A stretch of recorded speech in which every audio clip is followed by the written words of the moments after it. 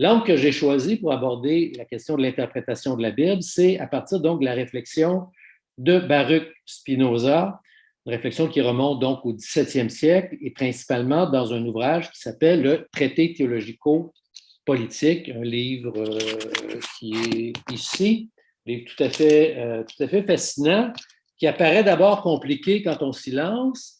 Quand on persévère un petit peu, finalement, on commence à y comprendre quelque chose et à un moment donné, on a vraiment le sentiment qu'on a compris, que c'est assez simple. Et c'est à partir du moment où c'est simple qu'on le relit et on s'aperçoit qu'en fait, c'est peut-être plus compliqué que ce qu'on avait compris. Et là, on continue à lire et plus qu'on lit, plus qu'on rend compte qu'en fait, c'est une pensée subtile, complexe et qu'on peut passer une vie en lisant et en relisant ce texte-là. Alors, ce que je vais faire, alors je me trompe peut-être, mais j'estime que les gens à qui je vais parler ne sont pas des spécialistes de Spinoza. Peut-être qu'il y en a l'un ou l'autre parmi vous, mais j'ai pensé que vous n'étiez pas des spécialistes de Spinoza. Vous connaissez peut-être le nom, vous avez peut-être déjà lu une chose ou l'autre. Donc, je m'adresse à des non-spécialistes de Spinoza et donc je vais vous présenter, ça me semble important de présenter le personnage, de présenter l'œuvre un petit peu plus générale et présenter aussi le contexte dans lequel ce livre a été écrit. Et plutôt, j'avais aussi imaginé à un moment donné me concentrer surtout sur un chapitre du traité théologico-politique, qui est le chapitre 7, qui porte justement sur la question de la méthode de l'interprétation. Et finalement, je vais prendre une perspective un peu plus générale, globale, et partir en fait comme angle d'attaque une citation, une phrase sur laquelle je vais revenir à un moment donné ou l'autre. Alors, je vous partage ici un PowerPoint. Alors, voilà la phrase en question sur laquelle je vais m'attarder un peu et sur laquelle autour je vais gloser, autour de laquelle je vais m'amuser. Alors, au chapitre 19, non, il me semble que j'ai un doute que ce soit 19, là, mais en tout cas, à vérifier. Alors, la thèse, en tout cas, c'est de même, en effet, qu'elle, il parle de l'écriture, fut adaptée jadis à la compréhension du vulgaire. De même, il est loisible à chacun de l'adapter aussi à ses opinions propres, s'il y voit un moyen d'obéir à Dieu en ce qui touche la justice et la charité, d'une âme plus pleinement consentante. Alors, la phrase, la partie un petit peu scandaleuse, c'est ce que j'ai mis en gras, c'est-à-dire, il est loisible à chacun de l'adapter aussi à ses opinions propres. Alors, évidemment, quand on se dit on a à lire la Bible, on a à lire l'Écriture sainte, on se dit il faut se mettre à l'écoute de cette parole de Dieu-là et on devrait résister à l'adapter à ses opinions propres. Alors, je vais gloser, je vais tourner autour de cette phrase-là et on va essayer de comprendre ensemble, essayer de comprendre pourquoi exactement il avance cela. Alors, ce que je me suis donné comme programme, et je me rends compte qu'il est déjà 2h15 et que je présente le plan de l'exposé, ce qui vont faire douter de la possibilité du plan que je m'étais fixé, c'est d'abord dire un mot sur Spinoza, de parler donc du TTP. Alors, si vous voulez impressionner les gens au souper ce soir, parler du TTP, les gens vont vous demander c'est quoi. Alors, vous dites, ben, les spinozistes savent bien que c'est le traité théologico-politique. Alors, le TTP et son contexte. Pourquoi Spinoza écrit le TTP, donc ce livre, et à qui s'adresse-t-il? Et ensuite, donc, dans la partie plus substantielle de l'exposé, donc parler de la révélation et des prophètes, parler du rapport entre théologie et philosophie, pour arriver à ce qui devrait nous intéresser le plus, donc la question de l'interprétation de l'Écriture, et je vais essayer d'y arriver le plus rapidement possible, mais ça me semble inutile de me lancer immédiatement dans ce point-là sans avoir placé un certain nombre de choses dans la chair un petit peu, puis les clés de lecture qui permettent de comprendre la manière d'interpréter l'Écriture selon Spinoza. Donc, premier point, quelques mots sur Spinoza, qui est donc né le 24 novembre 1632. Donc, on est au cœur du XVIIe siècle, à Amsterdam, d'une famille juive d'origine portugaise. Donc, il est le fils d'un marchand et de sa deuxième épouse, qui va mourir alors que Baruch n'a pas encore 6 ans. À la mort de son père, donc en 1654, Baruch Spinoza est dans la jeune vingtaine, il va diriger la maison de commerce avec son frère Gabriel. Il va arriver alors à un événement important en 1556, alors que Spinoza va être exclu de la synagogue, donc une sorte d'excommunication qu'on appelle un RM, dont je vous cite un extrait ici. Ça donne un petit peu le ton. Alors, par décret des anges, par les mots des saints, nous bannissons, écartons, maudissons et déclarons anathème Baruch de Spinoza avec toutes les malédictions écrites dans la loi. Maudit soit-il le jour et maudit soit-il la nuit, maudit soit-il à son coucher et maudit soit-il à son lever, maudit soit-il en sortant et maudit soit-il en entrant, etc. Ça va comme ça pendant un bon bout de temps.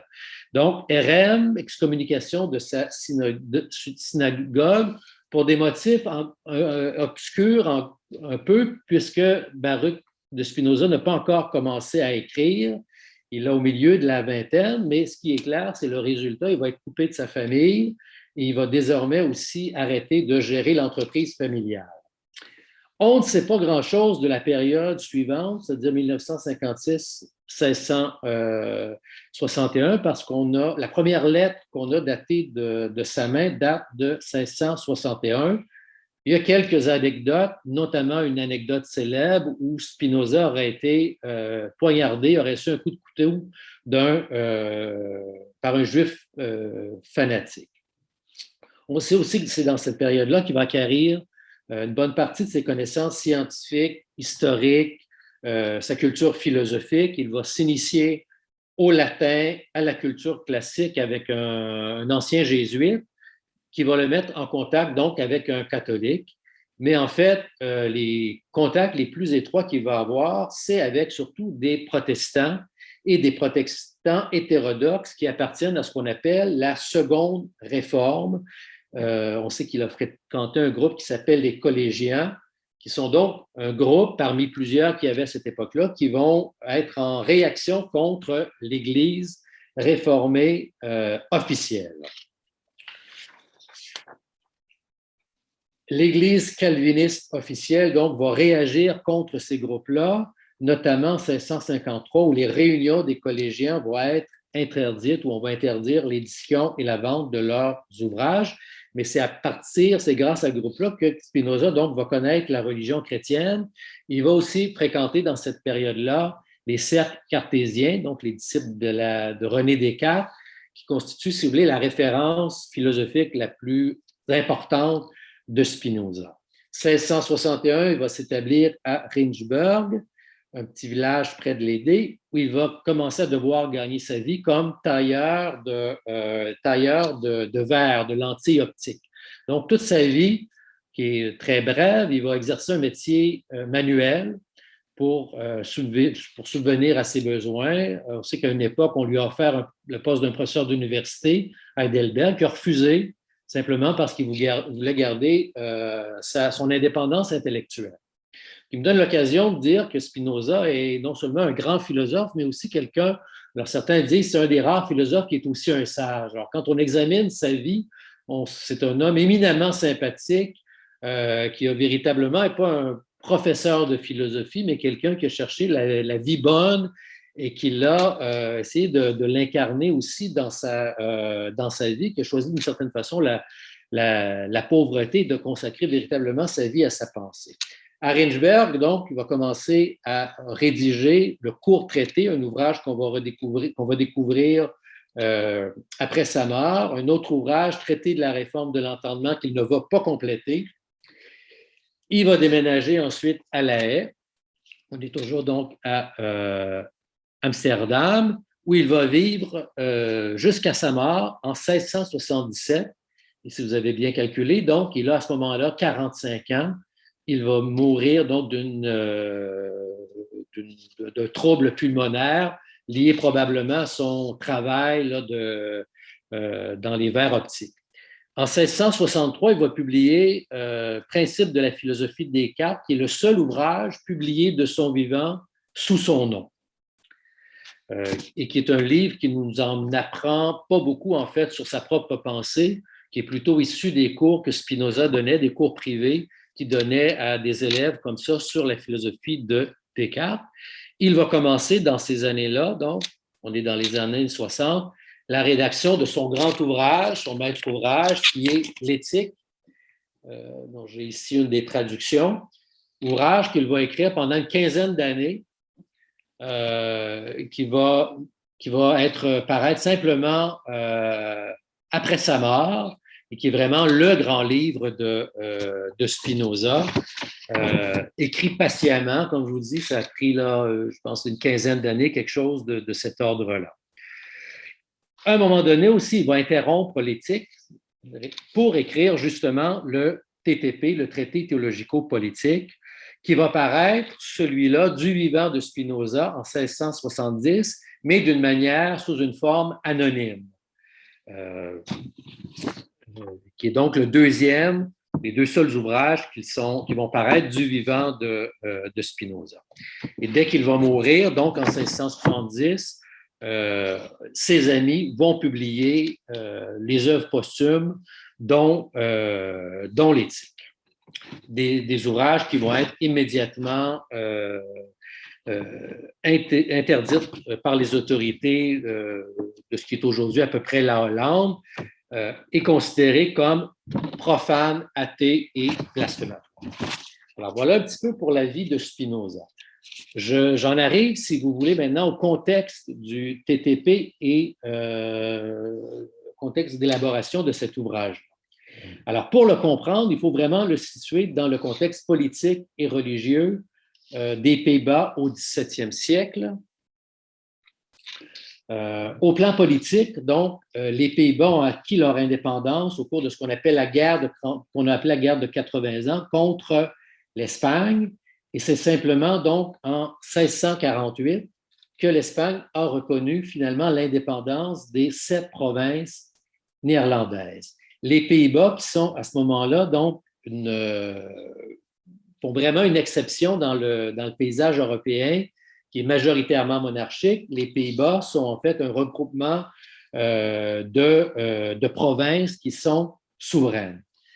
En 1672, il va y avoir par ailleurs une grave crise politique avec un changement de régime qui va devenir plus autoritaire sans qu'une monarchie soit néanmoins instaurée. Voilà pour le contexte politique. En gros, au plan religieux, ce qu'il faut savoir, c'est que c'est en grande partie au nom du protestantisme que s'est déroulé le combat contre l'intolérance catholique espagnole, entre guillemets. Et c'est plutôt, en fait, au nom de plusieurs protestantistes. Comme j'ai dit, il y a déjà la réforme officielle, l'Église calviniste, et ensuite une série d'églises, si vous voulez, sectaires, qui vont, d'une certaine façon, être ennemis contre l'ennemi commun catholique espagnol. Mais évidemment, une fois que la guerre va être terminée, les alliances vont éclater. Et il va y avoir donc un clivage qui va se faire entre le calvinisme strict, si vous voulez, qui veut exercer un contrôle sur la vie sociale, et la multitude de sectes, entre guillemets, de sectes protestantes, anabaptistes, antitrinitaires, millénaristes, etc. Et à l'intérieur de ces deux grandes factions-là aussi, une série d'oppositions et de combats, de rivalités. Ce qui fait que Spinoza va écrire et va vivre au cœur d'une situation de tolérance religieuse relative par rapport à la situation de l'Europe. Tous les libres penseurs ou tous les gens qui veulent écrire vont à Amsterdam, vont en Hollande parce que c'est là qu'il y a le plus de liberté. Mais cet espace de liberté est relatif, est toujours un peu précaire et risque d'exploser. Alors, en passant, René Descartes va justement aller aux Pays-Bas pour écrire son œuvre, et c'est là que les grandes querelles autour de sa pensée vont se faire. Donc, on n'est pas dans un contexte, si vous voulez, de séparation de l'Église et de l'État, on est plutôt dans une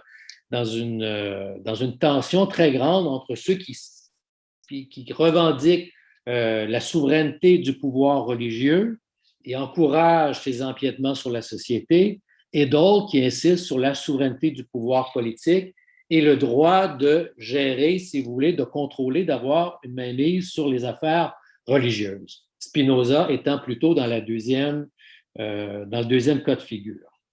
Je précise encore, et je vais terminer ici sur le contexte, que Spinoza est né donc dans la communauté juive portugaise d'Amsterdam, donc une communauté formée pour l'essentiel d'anciens convertis au catholicisme qui ont fui l'Inquisition. Donc, en gros, c'était les Juifs en Espagne qui, une grande partie, ont fui l'Inquisition espagnole pour aller du côté du Portugal, qui était plus tolérante. Quand ça va commencer à chauffer du côté du Portugal, ils vont déménager donc à Amsterdam, en Hollande. Et c'est donc, dans une certaine mesure, des Juifs, bon, tous les marrants, c'est les Juifs qui ont dû vivre, si vous voulez, un peu comme les chrétiens et qui ont pu perdre aussi même, d'une certaine manière, leur judaïsme. Tout ça pour dire que Spinoza ne vient pas d'un milieu fermé, il vient d'une communauté, je vous dirais, à culture clivée entre des héritages espagnols, portugais, avec des traces de catholicisme, entre des discussions avec les calvinistes purs et les secs, à travers laquelle il y a une affirmation d'une identité juive, avec, à travers ça aussi, donc, des luthériens, des catholiques qui sont là. Le contexte le plus immédiat, en 1556, je l'ai déjà évoqué, Spinoza va être exclu de la synagogue. Il a donc subi lui-même, dans la jeune vingtaine, donc les blessures liées à l'intolérance religieuse. En 1668, un de ses amis, Adrian Korbag, va publier un ouvrage qui s'appelle « La lumière dans les ténèbres », un livre qui va charge un peu virulente contre la religion chrétienne. Korbag va être interrogé par les juges. On va essayer de lui faire avouer que Spinoza l'a influencé, ce que Korbag ne fera pas. Il sera finalement condamné à 10 ans de prison et il va y mourir l'année suivante, donc en 1669. Et donc, on comprend que ça commence à chauffer un peu. Et c'est pour ça que Spinoza va interrompre son écriture de l'éthique et va commencer l'écriture du théologico-politique, du traité théologico-politique, qu'il va écrire en latin, en passant, parce que c'est évidemment la langue savante et qui va limiter la censure et limiter aussi la propagation de ces idées. Il va s'opposer même, on a ça dans une lettre, où il s'oppose à ce qu'on traduise son ouvrage. Alors, voyez-vous, Spinoza, par rapport à aujourd'hui, c'est une bébête un peu étrange, parce que ça lui prend 15 ans à écrire des livres, alors qu'aujourd'hui, les gens publient plus vite, plus les gens publient vite, mieux c'est pour la carrière. Alors, Spinoza a écrit pendant 15 ans, et quand il l'a finalement publié à sa mort, en fait, il ne voulait même pas que ça soit publié à son nom. Et il publie dans des langues où il est à peu près certain d'être lu par le moins de personnes possible. Donc, on ne peut pas l'accuser d'être un arriviste. J'en arrive donc au point 3 de mon exposé. Le temps file. À qui s'adresse-t-il? Alors, lui-même nous dit donc qu'il s'adresse. Alors, ici, je vais. Alors, il s'adresse à des lecteurs philosophes. Il s'adresse à des lecteurs philosophes. Donc, déjà, c'est dans une langue savante, le latin, et il précise qu'il s'adresse à une langue des philosophes. Alors, Spinoza, évidemment, est un rationaliste.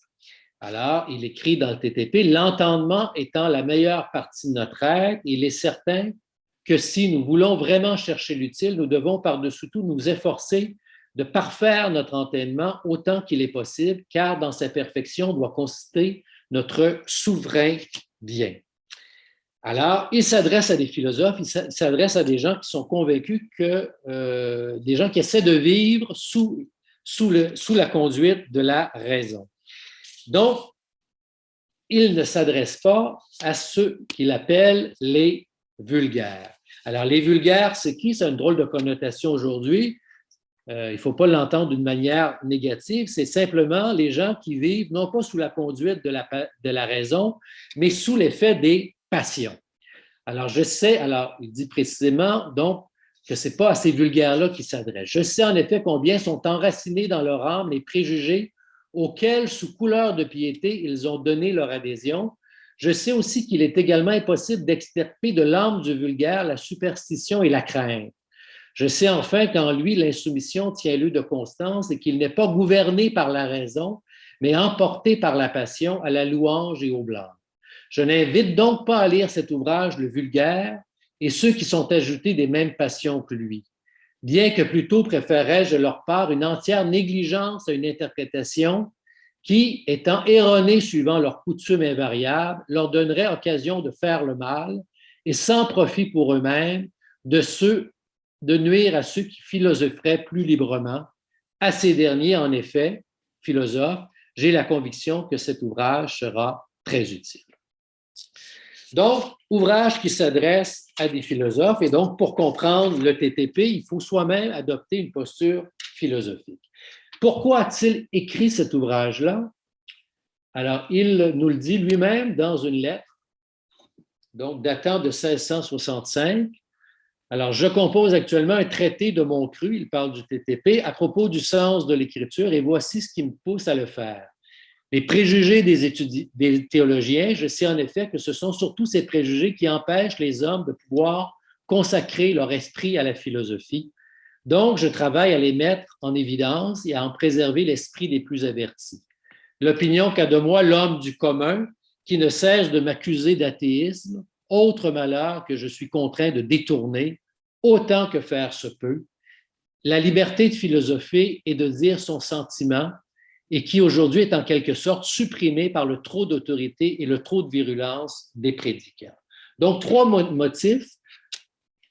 Répondre à ceux qui l'accusent d'athéisme, et ils sont nombreux, d'accusations qu'il rejette, il qualifie ici, c'est un malheur qu'on l'accuse d'athéisme, combattre les préjugés des théologiens, et enfin, défendre la liberté de philosophie, qui est pour lui un grand bien, une chose positive, à la fois pour la piété, donc pour la religion, et à la fois pour la société. Et donc, voyez-vous, dans le contexte que j'ai décrit, où la liberté de penser et d'écrire est vraiment menacée, Spinoza cherche à montrer, à défendre l'idée que la liberté de penser est tout à fait importante et qu'elle ne menace pas ni la religion, que tout a gagné à ce qu'on la laisse s'exprimer, et qu'elle ne menace pas non plus la société, puisque si on empêche les gens de s'exprimer et de parler librement et de philosopher, la société va être également menacée dans ses fondements. Alors, le point de départ du TTP, c'est donc combattre les théologiens, combattre les préjugés. Et ce qu'il a devant les yeux, c'est surtout des théologiens donc, qui s'entre-déchirent entre eux, qui se combattent, qui se dénigrent, qui veulent se censurer les uns les autres. Et Spinoza va dire les chrétiens qui prônent l'amour, en fait, quand on les voit agir, qu'est-ce qu'on constate? En fond, c'est qu'ils pratiquent la haine à un degré inimaginable. Je passe par-dessus ça. Alors, une petite citation ici. J'ai vu maintes fois avec étonnement des hommes fiers de professer la religion chrétienne, c'est-à-dire l'amour, la joie, la paix, la continence et la bonne foi envers tous, se combattre avec une incroyable ardeur malveillante et se donner des marques de la haine la plus âpre. Et donc, il va combattre ces théologiens, il va combattre donc la superstition, dont les ressorts intimes, selon lui, sont la crainte, la peur et un profond mépris de la raison. Et aussi, ce qui nous intéresse, il va combattre donc leur manière de lire l'Écriture, de se situer face à l'Écriture. Alors, parmi les préjugés qu'il va combattre, donc, préjugés né de ce que le vulgaire, attaché à la superstition et qui préfère les restes des temps anciens à l'éternité même, adore les livres de l'Écriture plutôt que la parole même de Dieu. Donc, un des préjugés des chrétiens, des théologiens, c'est de prendre les livres de l'Écriture, donc pour la parole même de Dieu, et de l'adorer, de la sacraliser.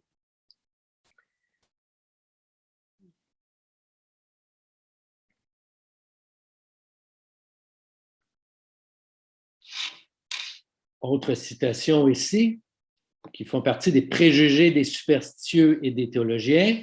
J'avoue que leur admiration des mystères de l'Écriture est sans borne, mais ils n'ont pas vu, fût-ce en rêve, la divinité de l'Écriture.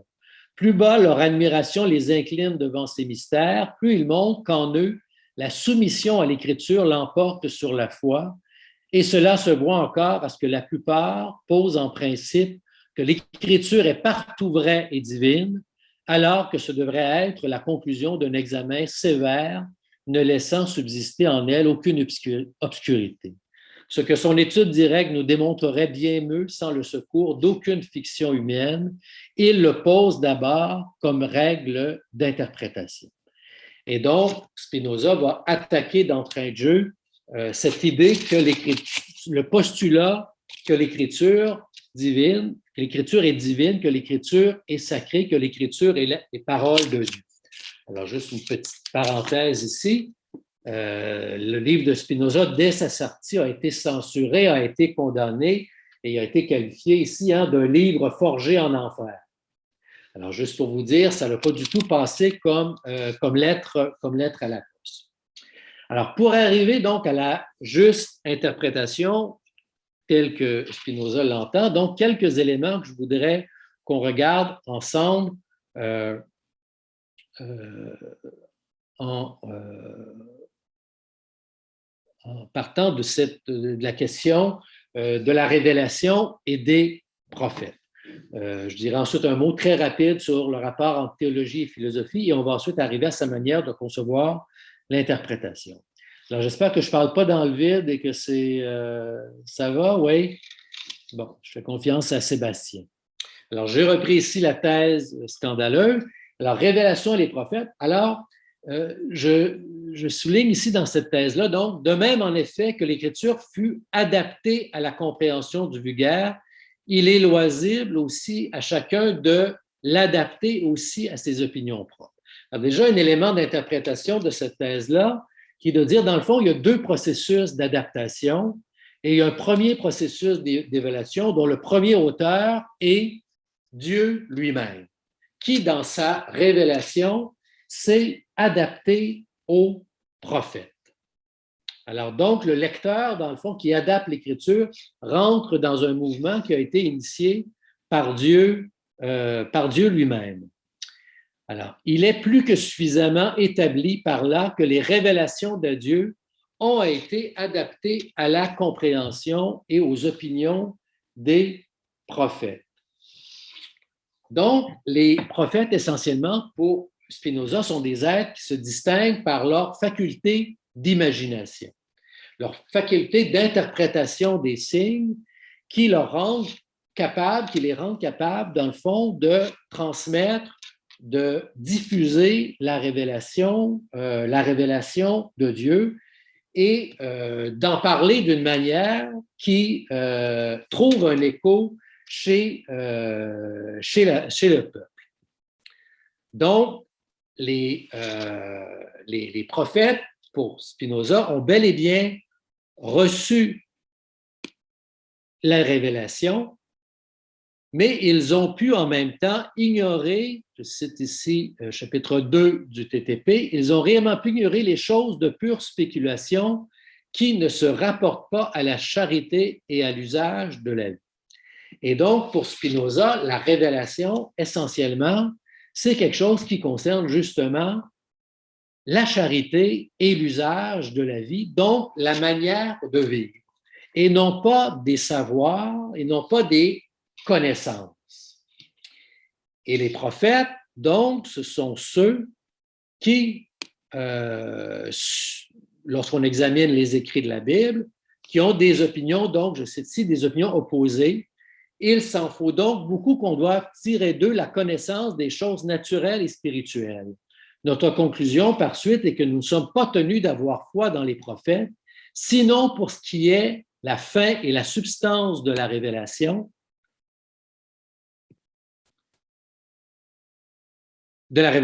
Pour le reste, chacun peut croire librement comme il lui plaît. Et pour pour illustrer cela, il va prendre différents exemples. J'insiste pas là-dessus. Peut-être simplement un exemple pour rendre ça un petit peu plus concret. Quand il parle de Caïn, donc la révélation de Caïn nous enseigne seulement que Dieu a averti Caïn qu'il eut mieux à vivre. Cela seulement est l'objet et la substance de la révélation, et non d'enseigner la liberté de la volonté, donc la thèse sur le libre arbitre, ou une doctrine philosophique, encore que dans les paroles de cette admonition et dans la manière dont elle est donnée, la liberté de la volonté soit très clairement contenue. Il nous est loisible cependant de porter un jugement contraire, puisque ces paroles et cette manière sont adaptées à la compréhension du seul Caïn. Donc, le prophète a un ensemble de connaissances, un certain nombre de savoirs, une vision du monde, un ensemble d'idées. Ça ne fait pas partie de la révélation, ça fait partie de son imagination, ça fait partie de son histoire personnelle. Et lorsqu'on examine les prophètes, on aperçoit, on se rend bien compte, nous dit Spinoza, qu'il n'y en a pas un qui pense la même chose à peu près, qu'ils ne s'entendent pas là-dessus. Eh bien, comme lecteur de la Bible, on n'a pas à choisir celle qui nous convient. On a à choisir celle qui nous convient selon l'ordre de la connaissance, selon l'ordre des raisons, mais on n'a pas à l'accueillir comme révélation. On a simplement donc à recevoir ce qui est le contenu de la révélation qui concerne la charité, la justice et ce qui concerne l'usage, l'art de vivre, si vous voulez.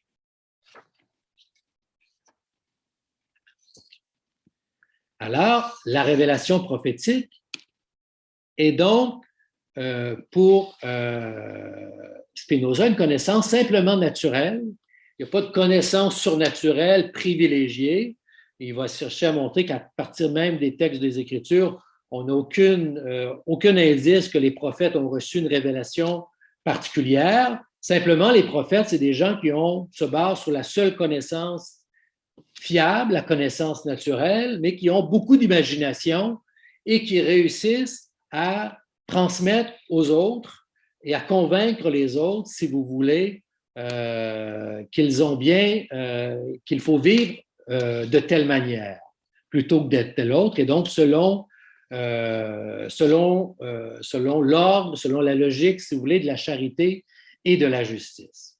Il ne faut pas leur demander plus que ça, mais pour ce qu'ils transmettent, qu'est-ce qu'il faut faire? Eh bien, il faut obéir.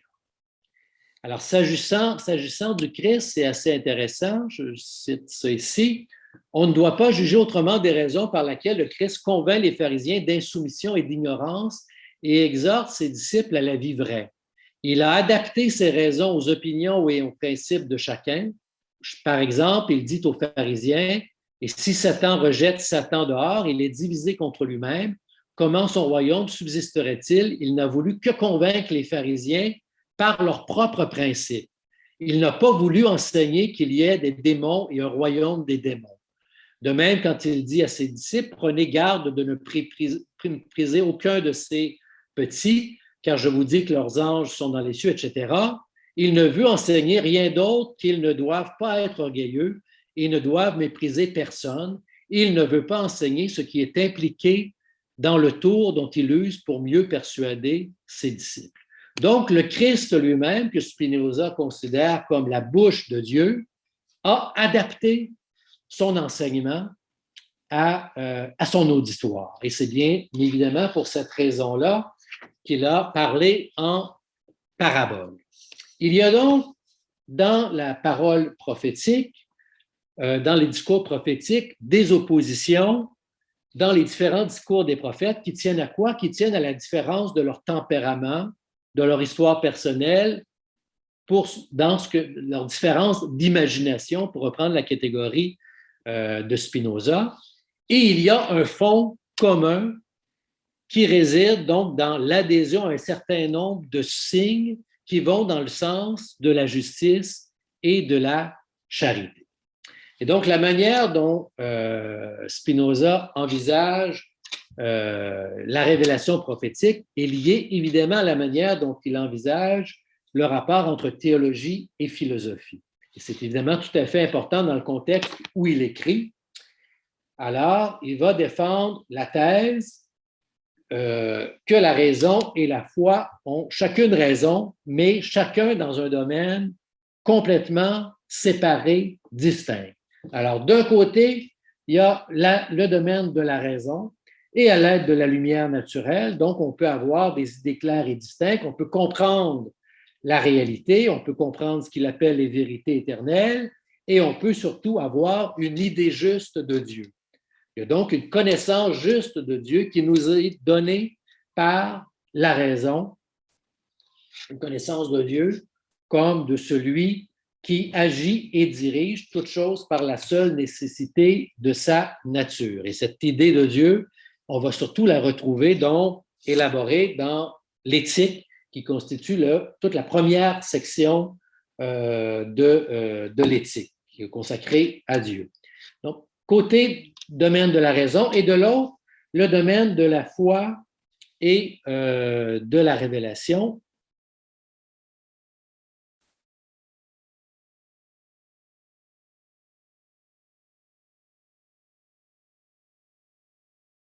Alors, en vertu du fondement posé, la révélation la foi, doit se définir consistant seulement à attribuer à Dieu par la pensée des caractères tels que l'ignorance de ces caractères doivent entraîner la destruction de l'obéissance et que l'obéissance étant posée, ces caractères soient nécessairement posés. Si la foi, donc, est productrice du salut, non par elle-même, mais eu égard seulement à l'obéissance, ou comme le dit Jacques, la foi sans les œuvres est morte.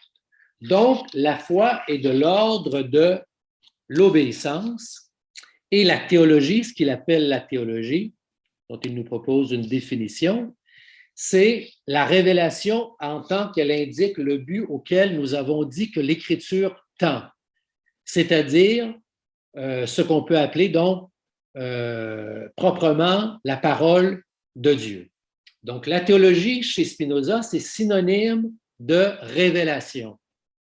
Donc, il n'y a pas cette idée d'une théologie comme discipline académique, qui est comme discipline, comme science rationnelle. Cette idée-là d'une théologie comme science rationnelle, c'est en fait la transformation, c'est monstrueux, c'est diabolique, c'est la transformation de la logique de la révélation et de la foi dans celle de la philosophie. La philosophie s'occupe de la raison, s'occupe d'une démarche rigoureuse, méthodique, et elle arrive à des vérités certaines. Le domaine de la foi et de la révélation, qu'est-ce qu'elle veut faire? Elle veut convaincre, elle veut forcer à l'obéissance les gens qui n'arrivent pas à agir correctement autrement que grâce à la loi. Alors, ceux qui sont rationnels, ceux qui vivent sous la conduite, n'ont pas besoin de la foi, n'ont pas besoin de la loi, n'ont pas besoin de la foi non plus, mais ils n'ont pas besoin de la loi, ils n'ont pas besoin d'obéir. Pourquoi? Parce qu'ils savent, parce qu'ils comprennent, parce qu'ils savent. Malheureusement, pour Spinoza, ce groupe de personnes-là qui vivent sous la conduite de la raison, c'est une infime minorité. Les autres, pour être sauvés, pour avoir la béatitude, et là, il faudrait définir ce que c'est pour Spinoza, mais là, déjà, il faudrait réserver la journée de demain pour arriver au bout de ça. Et donc, pour obtenir le salut, pour la majorité des personnes, ce dont on a besoin, c'est de l'obéissance. Et heureusement, on a la Bible pour cela, qui, à travers un certain nombre d'énoncés fondamentaux, qui se retrouvent dans tout le discours de la Bible, d'une manière diffuse mais constante, reprend ce message fondamental de justice et d'amour et réussit d'une certaine façon à l'imposer au vulgaire pour son plus grand bien, pour son propre bénéfice. Et la théologie, c'est rien d'autre que ce discours allant dans le sens de l'obéissance. J'en arrive à peut-être la seule chose qui vous intéressait ici, qui est plus proche du séminaire connecté, mais on a jusqu'à présent aussi préparé ce qu'on va dire ici. Donc, la théologie ne commande rien que l'obéissance, ne veut ni ne peut rien contre la raison. Elle détermine en effet les dogmes de la foi dans la mesure où il suffit pour l'obéissance. Donc, la théologie, si l'on considère ses préceptes, les enseignements qu'elle donne pour la vie, se trouvera entièrement d'accord avec la raison, et si l'on a égard à son objet et à sa fin, on ne découvrira rien en elle qui contredise à la raison. En conséquence, elle est universelle et commune à tous. Donc, la théologie, donc la parole de Dieu, donc la révélation, elle est universelle, elle est commune à tous. Donc, la parole de Dieu, dont l'Écriture est témoin, elle n'est pas contre la raison si on l'examine dans ses fins, dans son objectif. Mais la Bible, dans le fond, elle est même peut-être supérieure à la raison, ou en tout cas, elle est plus efficace que la raison. Et c'est un peu ce que j'ai expérimenté dans mon enseignement. L'Écriture est bien plus efficace que y aller par raisonnement, spéculation, déduction, axiome et proposition, parce qu'à l'aide des récits, à l'aide de l'idée de Dieu qu'elle insuffle, qu'elle transmet, elle force à l'obéissance et elle force donc à l'obéissance dans une morale qui incline au bien et à la justice.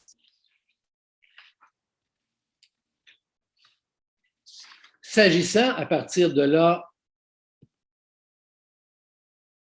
d'interpréter les Écritures, il faut avoir ça évidemment à l'esprit et il ne faut pas lui en demander à l'Écriture plus qu'est-ce qu'elle peut donner. Alors, l'Écriture ne vise pas, va dire Spinoza, à nous rendre savants. L'objectif de l'Écriture, c'est de nous rendre obéissants. Et elle nous donne, par exemple, quant à Dieu, tout ce qu'on a à savoir. Alors, je cite ici le chapitre 13, « Dieu n'exige des hommes par les prophètes d'autres connaissances de lui-même que celles de sa justice et de sa charité divine, c'est-à-dire des attributs qui sont tels que les hommes puissent les imiter en suivant une certaine règle de vie. » Donc, les Écritures ont raison et nous donnent de Dieu une connaissance minimale qui est l'essentiel, dans le fond, qui est celle d'un Dieu juste et d'un Dieu aimant, parce que c'est cette connaissance-là, dans le fond, que le vulgaire peut imiter. C'est celle-là dont le vulgaire peut avoir un usage, une utilité et peut l'appliquer dans la vie. Et là, Spinoza va citer des textes, par exemple, cet extrait de Jérémie. Alors, penses-tu assurer ton règne en voulant te distinguer par le cèdre? Ton père n'a-t-il pas mangé, bu, défendu le droit et la justice et il a connu le bonheur? Il a pris en main la cause de l'humilité et du pauvre et c'était le bonheur.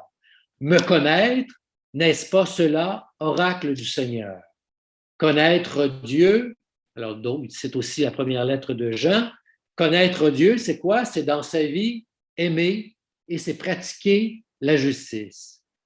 Le vulgaire, donc, grâce aux Écritures, a accès à cette connaissance, si vous voulez, minimale, imparfaite de Dieu, mais il a essentiel, il a tout ce dont il a besoin. Malheureusement, évidemment, pour l'homme qui vit sous la conduite de la raison, l'Écriture comporte plein d'autres choses, par exemple concernant Dieu, qui sont évidemment inacceptables. Alors, les livres sacrés parlent de Dieu de manière impropre, alors en lui attribuant des mains, des pieds, des yeux, des oreilles, en le faisant déplacer dans l'espace, lui prêtant des mouvements de l'âme tels que la jalousie, la miséricorde, et enfin le dépeigne comme un juge, comme siégeant dans les cieux sur un trône royal avec le Christ à sa droite. Il parle, en effet, suivant la compréhension du vulgaire. Donc, c'est ça le problème avec les Écritures, problème entre guillemets, c'est qu'elles transmettent une manière de parler de Dieu inacceptable, impropre, non rationnelle. Mais ce n'est pas grave parce que l'Écriture, évidemment, la juste idée de Dieu, la bonne idée de Dieu, n'est pas de toute façon accessible au vulgaire. Elle est accessible simplement sous celui qui vit sous la conduite de la raison et qui est capable de parler d'une manière propre, de manière non pas comme les Écritures impropres. Alors, je passe ici sur des éléments. J'ai encore 5 minutes. Il y a donc chez Spinoza l'idée que l'Écriture, dans le fond, elle est simple. Elle est simple pour la part essentielle. L'Écriture, dans ses commandements, a voulu rendre ses communications et ses enseignements aussi faciles à percevoir que possible pour chacun. Qu'en conséquence, elle n'a point suivi la méthode déductive partant d'axiomes et de définitions et enchaînant les vérités, mais les a simplement énoncées pour les rendre croyables, les a confirmées par l'expérience seule, c'est-à-dire par des miracles et des récits historiques, et qu'enfin, sans récit même, elle use des phrases et du style le plus propre à émouvoir l'âme de la foule. Donc, l'Écriture, si elle a été écrite pour le vulgaire, elle ne devrait pas être considérée comme un texte ésotérique. Et là, Spinoza va frapper fort contre les théologiens, les savants, qui vont vouloir lire dans chaque verset, dans chaque ligne de l'Écriture, des révélations extraordinaires et des savoirs extraordinaires et une mine de sens et de trésors à recueillir grâce aux instruments de la science et des méthodes de plus en plus élaborées. Spinoza va nous dire non, les prophètes, ils ont voulu parler aux gens de la manière la plus claire, la plus simple possible. Et donc, ils ont, pour le message essentiel, pour donc ce qui relève de la révélation et ce qui doit procurer l'obéissance, l'Écriture est limpide, elle est d'une clarté absolue. Pour ce qui relève des spéculations, ce qui relève de ce qui est compliqué, eh bien, ça relève quoi? Ça relève de l'imagination prophétique, ça relève de la complexion de chacun des prophètes et ça relève de leur opinion à eux. Et ça n'a, d'une certaine façon, pour le vulgaire ou pour tout le monde, d'aucune espèce d'utilité. Et donc, il ne faut pas projeter dans les Écritures des profonds mystères à décrypter. L'essentiel est lisible facilement par tous. Et donc, il va s'en prendre à ces théologiens qui, grâce à leur interprétation sophistiquée, dans le fond, qu'est-ce qu'ils font? Ils font chercher à asseoir leur propre pouvoir, leur propre privilège, leur supériorité sur les autres interprétations, et ils passent à côté de ce qu'ils devraient faire, c'est-à-dire interpréter l'Écriture à sa fin à elle, qui est l'obéissance à la justice et à l'amour. Et donc, voilà. Et donc, il va s'en prendre à ces théologiens-là. Je cherche à conclure ici simplement, donc, pour ce qu'il avait déjà évoqué, il y a chez Spinoza, donc, cette idée que les Écritures, la Bible, et c'est là qu'il est vraiment le prédécesseur des méthodes historico-critiques et aussi qui est à la base d'un grand mouvement de désacralisation de la Bible dont nous sommes les héritiers. La Bible, c'est un ensemble de documents écrits à différentes époques et ça requiert qu'on appréhende la Bible non pas comme un tout, comme le grand livre de la parole de Dieu, mais comme un ensemble de textes écrits par des prophètes et à propos desquels il faut toujours s'interroger sur le sens exact. Il faut donc, pour Spinoza, connaître la langue. Alors, c'est pour ça qu'il a commencé aussi à écrire une grammaire de l'hébreu, parce qu'il faut interpréter pas faire dire le contraire, il faut interpréter chacun des textes en fonction du contexte historique et en fonction de la langue dans laquelle ils ont été écrits. Et il faut aussi arriver à dégager ce qui est le plus universel. Et donc, dégager, s'affranchir de tout ce qui ne relève pas de cet essentiel, de cet universel qui constitue à proprement la parole de Dieu et la révélation. Il y a donc toute une désacralisation des Écritures qui va s'opposer, par exemple, à la manière de lire d'un Origène, et je vais compléter là-dessus. Origène qui dit, par exemple, pour moi, croyant la parole de mon Seigneur Jésus-Christ, je pense qu'il n'est pas dans la loi et les prophètes, pas un iota ni un accent qui ne contienne un mystère. Donc, voyez-vous, manière de prendre les Écritures comme si chaque virgule, chaque lettre était, dans le fond, faisait partie de la révélation, faisait partie de ce qu'il faudrait recevoir comme parole de Dieu. Comme si chaque lettre était sacrée. Alors, pour Spinoza, la lettre n'est pas sacrée, mérite le nom de sacré et de divin, ce qui est destiné à l'exercice de la piété et de la religion, et ce caractère sacré demeurera attaché à une chose aussi longtemps que les hommes s'en serviront religieusement. En eussent-ils pour une fin contraire à la piété, cela même qui était auparavant sacré devient pur et profane. Donc, un temple, la maison de Dieu, Bethel, peut devenir une maison de brigands si on y pratique l'iniquité. De la même façon, la Bible perd de son caractère sacré dès lors, je dirais qu'il n'incite pas, qu'il ne conduit pas à la pratique de la justice et de la charité.